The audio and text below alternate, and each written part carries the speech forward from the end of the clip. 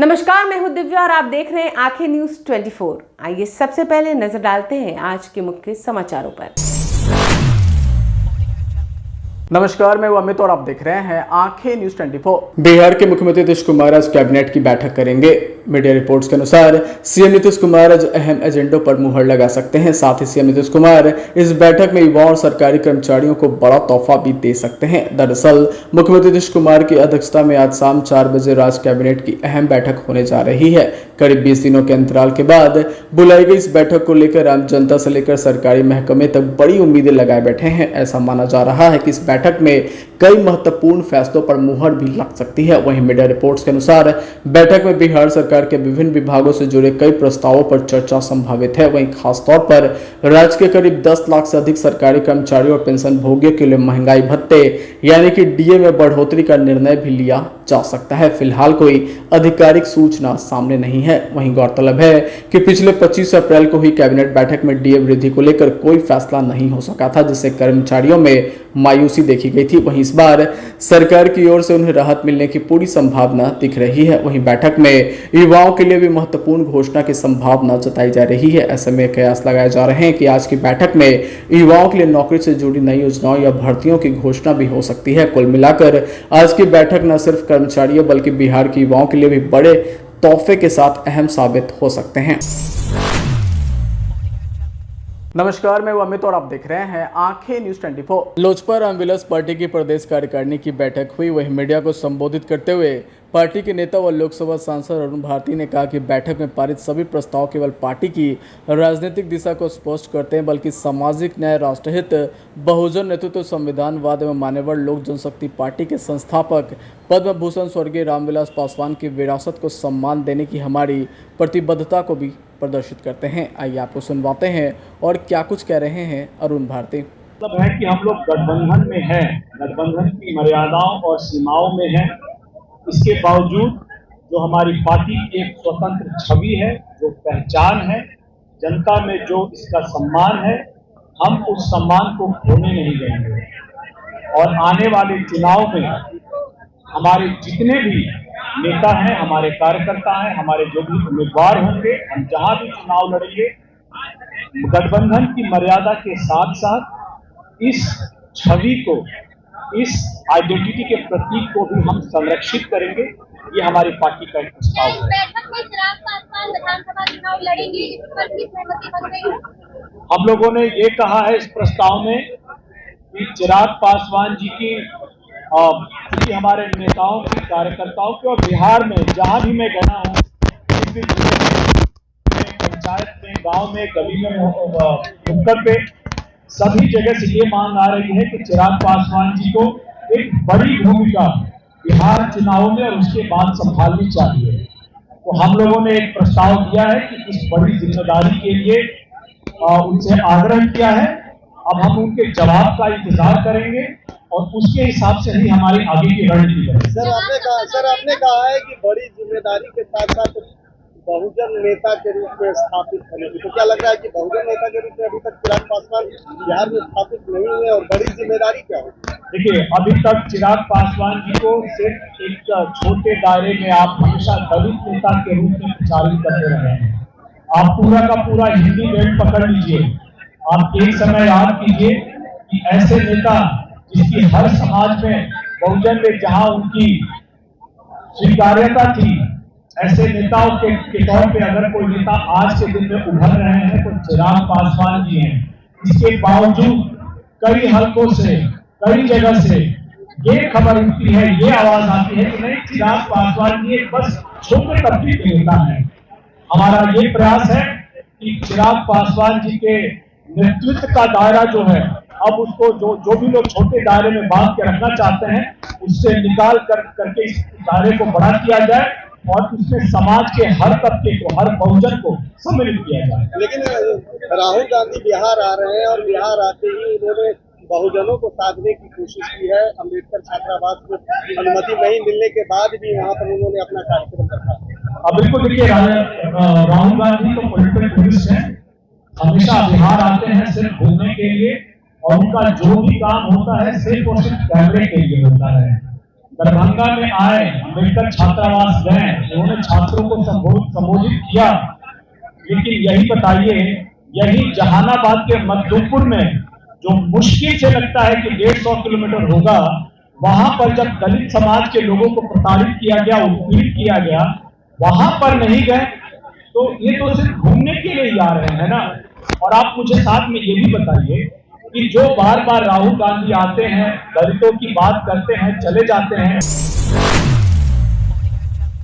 नमस्कार, मैं अमित और आप देख रहे हैं आंखें न्यूज 24। एआईएमआईएम बिहार प्रदेश अध्यक्ष और विधायक अख्तरुल इमाम ने आज अपनी आवास पर प्रेस कॉन्फ्रेंस कर बिहार सरकार पर जमकर निशाना साधा। वहीं आगे उन्होंने मॉब लिंचिंग और बढ़ते अपराध को लेकर सरकार की नीतियों पर भी सवाल उठाए। उन्होंने कहा कि नीतीश कुमार अपनी राजनीति की आखिरी पारी खेल रहे हैं, अंत भला होगा तो सब भला होगा। वहीं प्रेस कॉन्फ्रेंस के दौरान उन्होंने ऑपरेशन सिंदूर में शहीद हुए मोहम्मद इम्तियाज को उचित सम्मान न मिलने की बात कहकर नाराजगी भी जाहिर की। आइए आपको सुनवाते हैं और क्या कुछ कह रहे हैं। की मौजूदगी है यहाँ पर जनाब इंजीनियर आफ्ताब अहमद साहब हैं, पार्टी के जनरल सेक्रेटरी, मैं अख्तरुल इमान, जनाब Adil Hasan advocate, youth president और नेशनल स्पोक्समैन भाई रंजीत राणा साहब, स्टेट सेक्रेटरी एमआईएम यहाँ पर मौजूद।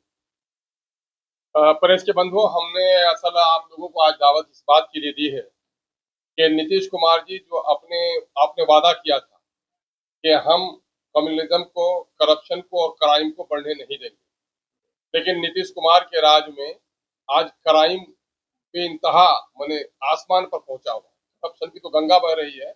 अभी हालिया घटना है, इस किस्म की घटनाएं बीजेपी शासित राज्यों में अकलियतों को डराने और धमकाने के लिए मुसलमानों को और मुसलमानों की गर्दन कटवा कर कहीं न कहीं से कम्युनल वोट को एकजुट करने के लिए बीजेपी के राज्य में होती है। लेकिन अभी की घटना है 3 दिन पहले की, जो अभी जाकिर कुरैशी की निर्मम हत्या कर दी गई है वो छपरा में, और वो हत्या कर दी गई है 8-10 की भीड़ ने, और जो जटीला नौजवान है और ये समझकर कि मुसलमान है बदन उठा के फिरता है, इसी बात पर उसकी निर्मम हत्या कर दी, मॉब लिंचिंग कर दी।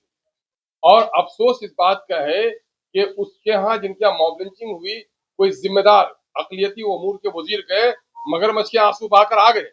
लेकिन मैं बिहार सरकार से पूछना चाहता हूं, जब नया बीएनएस में ये प्रावधान लाया गया है 103(2) लगेगा उस पर, जहां 5 आदमी से अधिक अगर किसी की को घेर कर मारता है, उसके जात और मजहब या दूसरी शनाख्त की बुनियाद पर मारा जाता है, वो मॉब लिंचिंग के जुम्मे में आता है। लेकिन वहां के एसपी ने हुकूमत के दबाव में या सरपसंदों का साथ देकर वहां पर 103(1) लगाया है, जो आमतौर पर मर्डर का केस है। 103(2) की धारा उस पर लगाई नहीं गई है। हमारा सबसे पहले मुतालबा ये है कि वहां चूंकि भीड़ ने मारा है और उसका वहां का वीडियो फुटेज है जो पुलिस वालों को भेजा गया है, उसमें 7-8 नौजवान है जो बांध कर इसको पीट रहे हैं। उसके बावजूद भी 103(2) का धारा उस पर नहीं लगाया जाना, ये कहीं न कहीं से सरकारी तौर पर मॉब लिंचर्स को कहीं न कहीं सपोर्ट करना है और अकलियती के लोगों को दबाना है। हम लोग का मुतालबा ये है 103(2) की धारा उस पर लगाई जाए, 50 लाख रुपए का मुआवजा उसके परिवार को दिया जाए, और जिन लोगों ने उसकी मॉब लिंचिंग की है उनको सजाए मौत दी जाए। और फौरी तौर पर वहां मामला ये है कि वजीर आला को जाना चाहिए। अरे वजीर आला, आपने कहा था मुख्यमंत्री जी, यह आपके कैरेक्टर की बुनियाद है कि आपने क्राइम को, कंट्रोल को, कम्युनिज्म को बढ़ने नहीं देंगे। ये कम्युनिज्म भी है और ये बड़ा क्राइम है, और आप वहां तक अभी तक नहीं गए। आपका बड़ा पुलिस का ऑफिसर स्टेट लेवल का वहां पर कोई नहीं गया, और उल्टे वहां के चंद नौजवानों ने गांव मोहल्ले के, उनका नाम पता नहीं कौन लोगों ने सड़कों पे टायर जला दिया, तो उसकी बुनियाद पर आपने उन लोगों पर मुकदमा करके प्रशासन के लोग, उनको अनुमंडल पदाधिकारी उन लोगों को धमका रहे हैं। ये कहां से हो गया कि जिनके घर में कत्ल हुआ उन्हीं को धमकाने का काम कर रहे हैं। ये मामला ये है। दूसरा मामला ये है कि अपोजिशन का लीडर, जिनका वो गृह जिला है गोया, भले ही लालू जी गोपालगंज के हों, लेकिन लालू प्रसाद यादव जी का पूरा राजनीतिक सफर को जो तवानाई मिली है वो छपरा से मिली है। वहां आपकी बेटी इलेक्शन लड़ी है, वहां अब तक अपोजिशन लीडर के लोग नहीं गए। क्यों नहीं गए? जाना चाहिए उनको। हम लोग ये मुतालबा कर रहे हैं कि अपोजिशन के लीडर अपनी जिम्मेदारी को अदा करें, और मैं बीजेपी से मुतालबा करता हूं, मुख्यमंत्री से जी से मुतालबा करता हूं, क्योंकि होम को आप देख रहे हैं 103 का दफा 103(2) का दफा लगाकर उन तमाम सरपसंदों को आप जेल भिजवाएं और उन पर कत्ल का मुकदमा चले और ऐसे लोगों को फांसी की सजा दी। दूसरा मामला यह है कि पूरे बिहार में कहीं न कहीं अक़लियतों को खौफजदा किया जा रहा है। अभी बेगूसराय के साहबपुर कमाल में एक सरपसंद है, वो गोलियां 50 फायरिंग उसने की। क्या कर रही है पुलिस? क्यों सरपसंदों के सामने में पुलिस ने घुटना टेक दिया है? और वहां पर इश्तियाक नाम का एक लड़का जो जख्मी हुआ है और कुछ नहीं, बाग में ठंडे में था, अपनी दबंगई दिखाने के लिए उसने पूरे तौर पर अपने बंदूक को लहराते हुए वो किया है। ऐसे लोगों की गिरफ्तारी होनी चाहिए। ये वाकया बिहार में क्यों हो रहा है? क्या अक़लियतों का जान व माल, इज्जत, आबरू का तहफ़्फ़ुज़ हुकूमत करना चाहती है या नहीं करना चाहती है? क्या मुसलमानों का खून बहाकर आगे के इलेक्शन की तैयारी हुकूमत कर रही है? इन तमाम तर मामलात का जवाब हम लोग हुकूमत वक्त से चाहते हैं और अपोजिशन के लीडर से हम गुजारिश करते हैं कि आपने कहा है कि आपने दलितों के, पिछड़ों के, अक़लियतों के हमदर्दी की बात कही है। समाचारों में वक्त हो चला एक छोटे से अंतराल का। पटना में कई वर्षों से शिक्षा में अहम योगदान दे रहा है Gyansthali high school Alamganj Patna city, जहां 10वीं और 12वीं की बोर्ड परीक्षाओं में 100% अंक प्राप्त कर रहे हैं बच्चे। एक ऐसा स्कूल जहां न केवल होती है पढ़ाई बल्कि साथ ही साथ होती है कल्चरल एक्टिविटी, स्पोर्ट्स एक्टिविटी से जुड़े गेम्स, मैथ ओलंपियाड से लेकर साइंस ओलंपियाड, जहां बच्चों के लिए स्कूल कैंपस अत्याधुनिक सुविधाओं से लैस, छोटे बच्चों के लिए वाहन और ट्रांसपोर्ट की विशेष सुविधा। तो देर किस बात की, आज ही कराएं अपना नामांकन Gyansthali high school Alamganj Patna city में, जहां नामांकन की प्रक्रिया जारी है। संपर्क करें पुलिस चौकी Alamganj main road near Alamganj थाना पटना बिहार 800007। ब्रेक के बाद आपका फिर से स्वागत है। नमस्कार, मैं अमित और आप देख रहे हैं आंखें न्यूज 24। लोकसभा में नेता प्रतिपक्ष राहुल गांधी का हालिया बिहार दौरा न केवल राजनीतिक बहस का केंद्र बना हुआ है बल्कि इससे जुड़ा एक वीडियो क्लिप सोशल मीडिया पर तेजी से वायरल हो चुका है। बता दें कि यह वीडियो सिर्फ एक राजनीतिक घटना नहीं बल्कि एक राजनेता और आम छात्र के बीच संवाद की एक मार्मिक झलक बन गया है। दरअसल राहुल गांधी का यह दौरा दरभंगा जिले के मोगलपुरा स्थित अंबेडकर छात्रावास को लेकर था, जहां छात्रों से मिलने की उनकी योजना पर दरभंगा पुलिस प्रशासन ने रोक लगा दी थी। वहीं रोक के बावजूद राहुल गांधी पैदल ही छात्रावास पहुंचे, जहां उन्होंने छात्रों से संवाद किया और उनकी समस्याओं को भी सुना। वहीं वायरल वीडियो में देखा जा सकता है कि राहुल गांधी मंच पर खड़े होकर भीड़ में पूछते हैं कि आप में से कोई बोलना चाहता है और फिर स्वयं एक छात्र को मंच पर चढ़ने में मदद करते हैं। मंच पर राहुल गांधी छात्र से उसका नाम पूछते हैं और फिर सीधा संवाद करते हैं। हॉस्टल की क्या हालत है? छात्र का जवाब स्पष्ट और बेझिझक था, बहुत खराब है सर, प्रशासन हमें मानसिक रूप से प्रताड़ित करता है, हॉस्टल खाली करवाता है। इस पर राहुल गांधी चुपचाप सुनते हैं बिना किसी राजनीतिक भाषण के बीच में हस्तक्षेप किए। जब छात्र ने कहा कि सर हमें आपसे बहुत उम्मीद है क्योंकि आप हमारे देश के अगले यशस्वी प्रधानमंत्री हैं, तो राहुल गांधी ने सिर झुकाकर अभिवादन स्वीकार किया और अगला सवाल पूछा, आप चाहते हैं कि मैं लोकसभा में आपके लिए कौन सा मुद्दा उठाऊं? छात्र ने जवाब दिया कि दलितों के साथ हो रहा भेदभाव, घटते शिक्षा बजट, कल्याण विभाग की अनदेखी और नई शिक्षा नीति की डिजिटल खाई। छात्र ने डिजिटल साक्षरता की कमी और डिजिटल इंडिया के भीतर डिजिटल एग्जीक्यूशन की वास्तविकता को सामने रखा। जब राहुल गांधी ने स्वास्थ्य और शिक्षा के प्राइवेटाइजेशन पर छात्र की राय पूछी तो छात्र ने जवाब में सरकार की मंशा पर सवाल उठाते हुए कहा कि प्राइवेटाइजेशन में SC ST और OBC वर्ग को बाहर कर दिया जा रहा, सरकारी संस्थानों का क्षरण हो रहा। सबसे भावुक क्षण तब आया जब संवाद के अंत में राहुल गांधी ने छात्र से कहा कि अपने भाई बहन और मम्मी पापा से मेरी नमस्ते कहना। ये लाइन अब सोशल मीडिया पर भावनात्मक रूप से जुड़ा और आत्मीय नेतृत्व की मिसाल के रूप में वायरल हो चुकी है। ये एक ऐसे नेता की छवि को पेश करता है जो केवल मंच से भाषण नहीं देता बल्कि व्यक्तिगत स्तर पर जुड़ने की भी कोशिश करता है। देखिए, आज गया पहले मतलब इनको कोई प्रॉब्लम दिख नहीं रहा था, मगर अचानक उन्होंने फिर रोकने की कोशिश की, मगर ठीक है, हम चले गए, हमने जो करना था कर दिया। जाति जनगणना की बात की मैंने वहां पे और ये कहा कि देखिए जो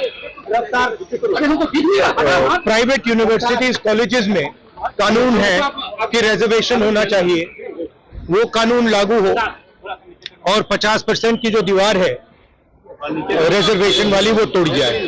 ये हमारी मांगे हैं और इनको हम पूरा करके दिखाएंगे।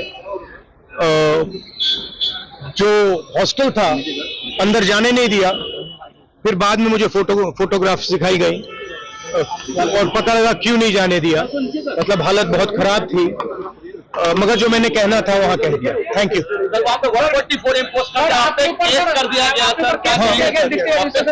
हाँ, मैंने उनसे कहा देखिए आप रोकना चाहते हैं रोक दीजिए, मेरा कोई प्रॉब्लम नहीं है। उन्होंने रोका नहीं, मैं चला गया। तो केस तो लगाए हैं, 30-32 केस है मेरे ऊपर। इलेक्शन में तो जवाब मिलेगा, मेडल है ये सब में।